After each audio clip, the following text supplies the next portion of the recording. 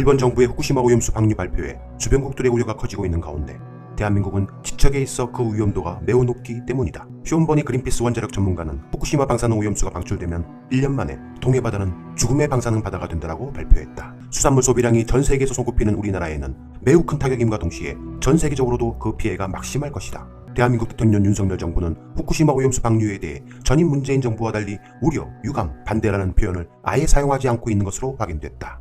후쿠시마 원전을 관리 책임지고 방출을 결정한 일본 도쿄전력이 자체적으로 후쿠시마 원전 앞바다에서 직접 물고기들을 잡아 방사능 오염 조사를 벌인 결과 우럭에서 기준치를 무려 9배가 넘는 세슘이 검출된 것으로 드러났기도 했다. 지난 도쿄올림픽에 후쿠시마 부흥올림픽이라고 명칭하며 후쿠시마 농산물은 안전하다며 올림픽 선수촌에 후쿠시마산 농수산물을 공급했다. 이에 당시 우리 정부는 국내에서 식자재를 직접 공수해갔다. 대한체육회는 선수촌 인근 호텔을 통째로 임대해 급식지원센터를 운영하기도 하였다. 일본 농림수산성과 소비자청은 후쿠시마현 재난 피해 지역의 농림수산물을 적극 소비해 경제회복과 부흥을 돕자는 주제의 운동을 벌였다. 이에 일본 정부의 지원 아래 정치인, 연예인, 운동선수 등을 동원하며 전방위적으로 전개했다. 토끼오의 전 멤버 야마구치 타치야는 오랫동안 해당 광고를 찍기 위해 후쿠시마산 채소나 과일을 먹었다. 그는 결국 방사성 물질인 세슘 137에 20.47kg당 100kg에 피폭되었다는 진단이 나왔고, 이를 본 일본 사람들은 큰 충격을 받기도 하였다. 후쿠시마산 농산물을 응원하는 코너 먹고 힘내자를 진행해오던 오츠카 노리카즈는 2011년 4월부터 이 코너를 진행해왔으나 그의 10월 말 목에서 덩어리 같은 것이 느껴지는 것을 발견하고